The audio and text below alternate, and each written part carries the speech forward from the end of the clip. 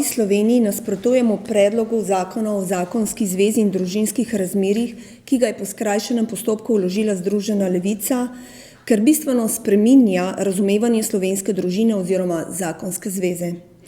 Prvič jo razvrednoti, ker popolnoma ignorira njeno naravno in biološko usmerjenost v novo življenje.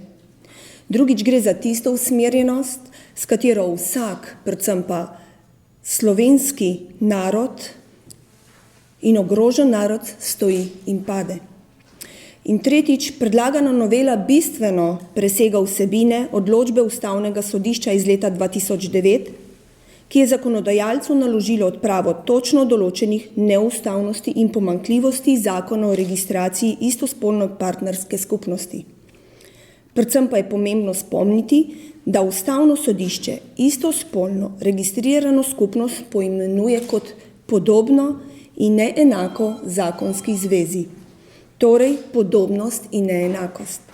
Skratka, v Novi Sloveniji ocenjujemo, da je predlog zakona Združene levice nedodelan in zelo površno napisan. Novi Sloveniji ne nasprotujemo ureditvi istospolnih skupnosti.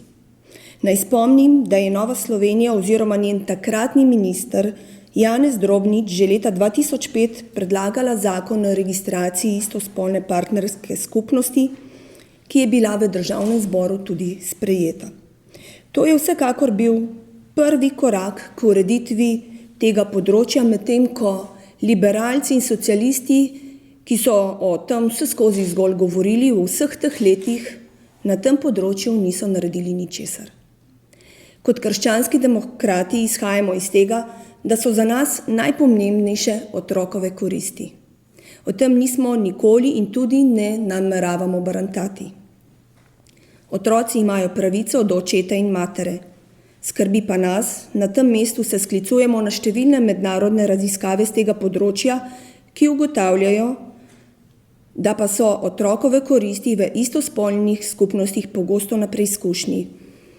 Med drugim raziskovalci, kot naprimer Susan Cochrane 2003, Joseph Nicolosi 1991 leta, Theo Stanford 2001 in Dean Bird 2001 ter številni drugi, da so istospolne partnerske skupnosti ne omogočajo varnega okolja za otroke. Varno okolje pa je, kot sem že poudarila, neobhodno povezano z otrokovimi koristi. Evropsko sodišče za človekove pravice je v primeru Hämäläinen proti Finski julija 2014 med drugim tudi odločilo, da ni človekova pravica zakonska zveza med dvema osebama istega spola, ampak je tako imenovana registracija istospolnih partnerskih skupnosti povsem zadostna zakonska rešitev za istospolne pare.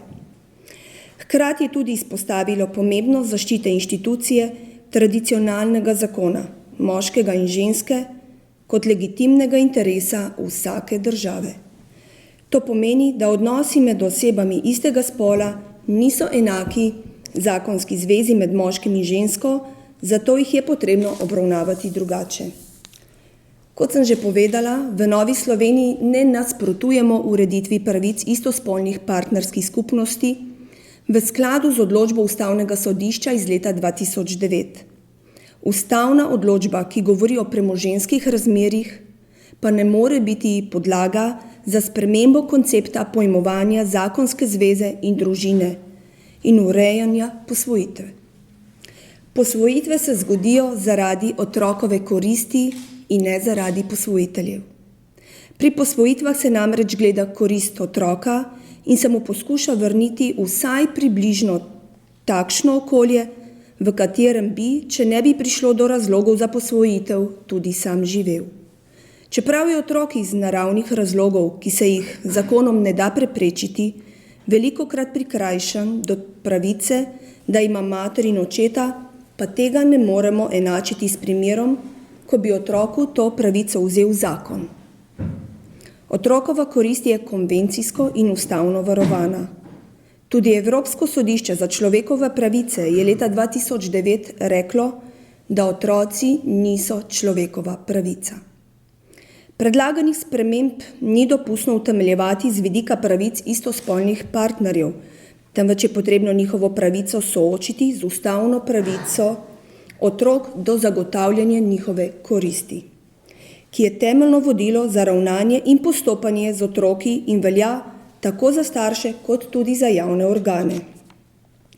3. člen Konvencije o otrokovih pravicah, ki jo je sprejela Generalna skupščina Združenih narodov leta 1989, jasno navaja, da morajo biti pri vseh dejavnostih v zvezi z otroki, bodisi da jih vodijo državne ali zasebne ustanove za socialno varstvo, sodišča, upravni organi ali zakonodajna telesa, otrokove koristi glavno vodilo.